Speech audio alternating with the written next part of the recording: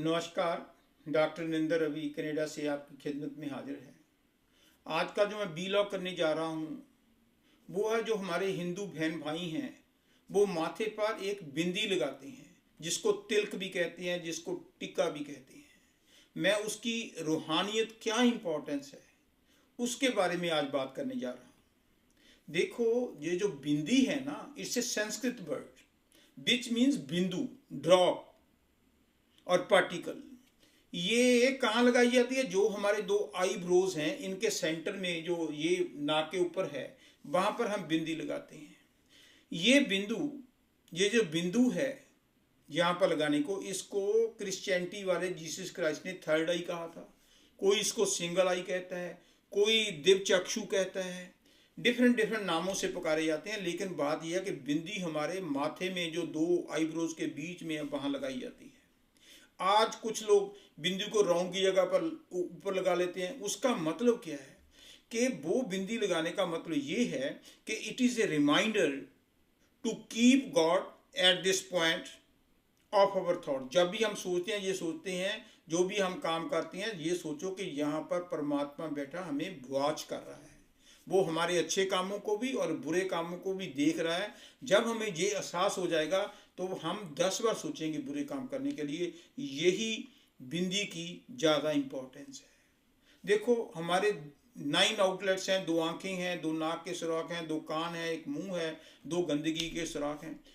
इन 9 outlets के द्वारा हमें दुनिया में हमारा ख्याल फैला होता है। यहीं बैठे बैठे अब मैं रिकॉर्ड कर रहा हूँ, अगर मैं एक सेकंड के लिए सोचूं, मैं गौर मंदिर जो हमारे हिंदू का सबसे बड़ा मंदिर है, देखने लायक है कि अब उन्होंने, मैनेजमेंट ने इतनी तरक्की की है उसमें, it's example in the world, कि मैं अब वहाँ सोचता हूँ कि शिवरात्रि मनाई तो मेरे पास सारे हाल के बीच में क्या ब्यूटीफुल है, कितने लोगों का इकट्ठा आ गई, बैठा यहाँ पर वहाँ पहुँच गया।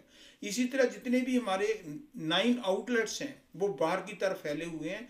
जब हम भजन सिमरन करते हुए स्वर्ण समाधि लगाते हैं, कॉन्सेंट्रेशन बढ़ाते हैं, तो ऐसा ऐसा हमारे जो 9 आउटलेट्स है वो अंदर की तरफ चलने शुरू हो जाते हैं और अल्टीमेटली यहाँ आकर 10वें द्वार पर आकर वो गेट हमारा खुल जाता है। जीसस क्राइस्ट ने कहा था ना, knock knock it shall open unto you, seek and you shall find.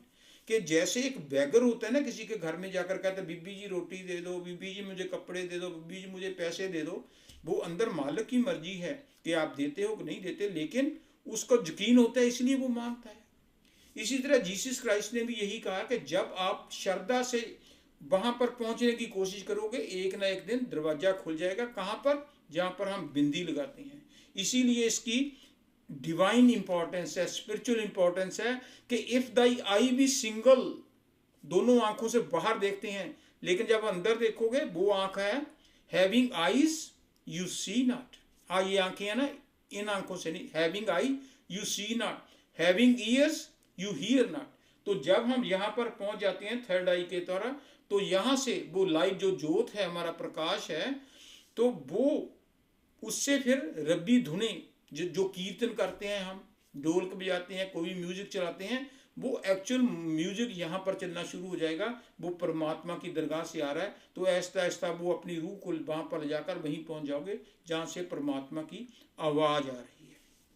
इसीलिए कहा जाता है बसो तुम आए नैनन में, कि इन आंखों के बीच में बसने की कोशिश करो, सिमट कर एक जहां होना। सारी जो दुनिया की फैला हुआ आपका ख्याल है, इसको समेट कर यहाँ ले आओ। दुई जहां दूर हो जाए, दृष्टि ज्योत में धरना, कि बाहर की चीजें हैं वो जब एक हो जाएंगी, तब ध्यान से, लगन से, प्रेम से इस ज्योत की दृष्टि को टिकाए रखना। तो इससे ही फिर धुनकार धुने आएंगी जो आपको परमात्मा की तरफ ले जाएंगी, जहां से वो पावर्स आ रही हैं। यही हमारा परमात्मा से मिलाप करने का एक ही तरीका है कि वो when you go with in. लेकिन उसके लिए हमें कोई परफेक्ट एक्सपर्ट चाहिए, परमात्मा का, जिसने परमात्मा को पा लिया हो, कोई गुरु चाहिए। जैसे होते हैं ना, मुर्शिदे कामिल से मिल, सिद्क और सबूरी से है तकी, जो तुझे देगा फहम शाह हक के पाने के लिए, गोशे वादन हो कुशादा, जो करे कुछ दिन अमल, ला इलाह अल्लाह अकबर पे जाने के लिए। कि हमें किसी परफेक्ट मास्टर की जरूरत है, किसी गुरु की जरूरत है जो खुद भी परमात्मा के साथ मिलाप कर चुका हो, जिसका अंदरला पर्दा खुला हो, जब वो उसके साथ मिलाप करेंगे तो वो हमें समझाएगा क्या फार्मूला, क्या ढंग है, वो जो तुझे देगा फहम, वो आपको बताएगा, तरकीब बताएगा कि कैसे हम अंदर शाह राग के पाने के लिए, कि कैसे हम शाह राग, इसको शाह राग भी बोलते हैं, इसको शाह राग भी बोलते हैं, कि जहाँ पर हम अंदर कैसे जाएंगे। तो जब हम अंदर चले जाएंगे, गोशे वादन हो कुशादा जो करे कुछ देनावल, जो उसकी गुरु की कहना मानकर सुन समाधि लगाकर पाठ करता है, तो एक ना एक दिन वो कुछ ना कुछ अमल करता है तो उसके दरवाजे खुल जाएंगे ला इलाह अल्लाहु अकबर पे जाने के लिए। फिर उसको पता चल जाएगा कि अल्लाह को, परमात्मा को, वाहिगुरु को हम कैसे मिल सकते हैं। एक्चुअली जो बिंदी है ना, ये जो आँख के विचाले में है, खसखस के दाने के अंदर, ये दाना खसखस का, उस दाने के भी अंदर, खसखस के दाने के अंदर शहर खुदा का बसता है, कष्ट करे नैनों के तिल में, वही तो उसका रास्ता है।